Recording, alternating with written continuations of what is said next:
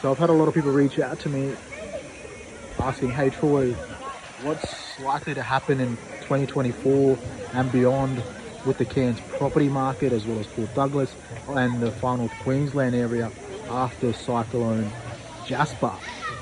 I've got three things I think I want to discuss, and I think that's important to note after the cyclone came through. It's been about 10 days now, and I'm currently on Green Island up here in Cairns, and there's tourists everywhere. The town's sort of now back online. The roads to Port Douglas is open, the roads up to Cairns is open, the Gillies Range. North and southbound traffic can move throughout far north Queensland, which is good. The first thing I wanted to say, now that the cyclones happened, it's obviously come through. It was a category 2 and 3 at the time. Didn't really do much damage in terms of wind and velocity of wind.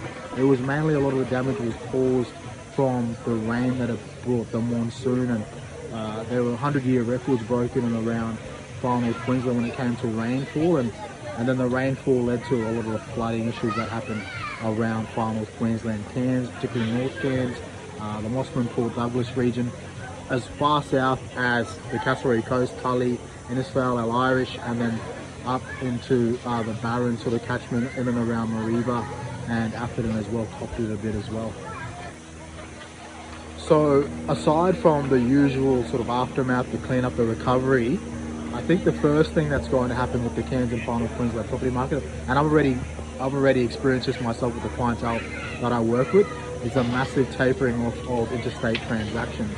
So interstate investors, I think, are going to basically fall off a cliff. I think for the next few years, I think we'll see a lot less transaction volume from interstate investors, and I think even a lot of the interstate home buyers may start to frown upon Cairns now, and may not even consider buying around Cairns, let's say Port Douglas, going forward, because they're now scared of, obviously what's happened here recently, so they might look at other areas. So I think there's going to be a slight tapering off there of interstate transactions. Investors, I think, will fall off a cliff, but the home buyers, I think they'll start to taper off, and those home buyers, I think, will start to navigate the market and tread with a bit more caution if they are going to buy here. And I'm already seeing on different far north Queensland property related chats a lot of interstate buyers saying, hey, I'm moving up in the new year, I did this particular street flood or this area flood, or I'm planning to still buy in the area, was this area flood affected, etc. So I think that's going to happen in 2024, and I think that'll probably last around 3 to 4 years, and I think that investor activity will start to pick up again. I think the investor activity will be predominantly gun shy when it comes to, I think, around the Cairns north, so basically from Caravonica through to Palm Cove and then up into Port Douglas. But I think the investor activity will be very, very high, looking basically from South Cairns, from around, I'd say, Earlville back to Edmonton, because those areas weren't flood affected. So I think those investors that are a bit more, I suppose, thorough and a bit more keen on investing here will find that those areas were unaffected, and I think we'll see a lot of investor activity flock to the southern corridor of Cairns. And I think in addition to that investor activity flocking to the southern corridor of Cairns, I think the southern corridor of Cairns is going to boom a lot over the next 5, 6 to 10 years with a lot of the owner-occupied transactions now. So I think a lot of people now will be gun-shy and sort of buying around Holloway's Beach, Matrix Beach, Caravonica, parts of the northern beaches, and they'll start to look at suburbs like Bayview Heights, Bentley Park, Mount Sheridan, Edmonton, Gordonvale, Brinsmead, Edge Hill, Whitfield. I think all of those inner middle ring and then south inner middle ring suburbs along the Cairns south corridor will really pick up over the next 5 to 6 years for sure. We'll see a lot of those transactions come predominantly from the homeowner market.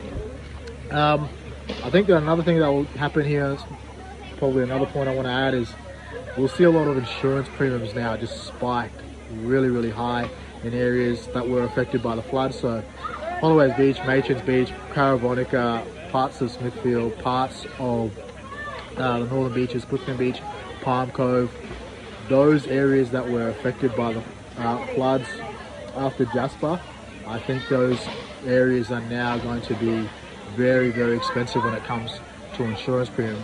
The average insurance premium was around $3,000 to $4,000 in those areas. I can see them easily spiking out of $7,000 to $8,000 and above, because even parts of Townsville that were affected by the floods there, a number of years ago, people are paying in excess of $8,000 to up to $15,000 in insurance cover for some of those properties. So I think we're going to likely see the same thing happen in and around Cairns as well, in those flood affected suburbs. So overall, I don't think the Cairns property market is going to go backwards or crash or anything like that. I think it's definitely going to slow down, and it's going to slow down, I think, for a number of years, largely because a lot of the interstate buyers that did come into this marketplace pushed a lot of the house prices up over the last couple of years, because Cairns was a really good beneficiary of COVID-19. A lot of people did flock to the area for lifestyle, for affordability. It pushed up a lot of the house prices there locally. So I think with the tapering off of the interstate buyer pool, I think there's going to be less competition now. So where there's going to be certain properties that are going to be coming onto the market where someone's not going to be paying $40,000, $50,000, $60,000 over asking price anymore, because that was predominantly those from down south, and that's where we've seen the big jumps in the median house price across Cairns and Port Douglas, because a lot of those buyers were in the marketplace. So yeah guys, I think Cairns is well and truly still going to kick along. Supply is low, we're still in a construction crisis. Those factors on the supply side, I think, leaves the market at an imbalance between supply and demand still. So at a fundamental level going forward, I think Cairns will still be in a demand supply imbalance, and that will continue to move the dial on the median house price. I think that'll go up, but it'll go up at a very steady rate, as opposed to what it did in the last couple of years, where it was almost double-digit growth for the last 3 or 4 years.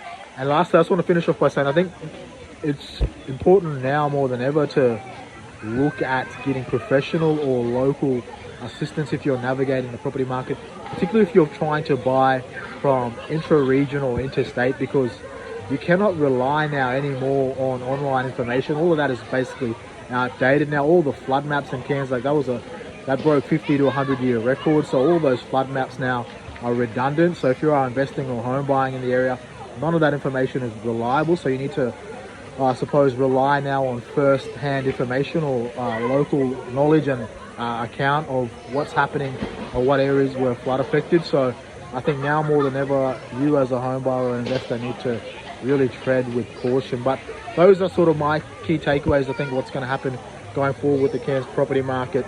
Interstate buyers are going to taper off.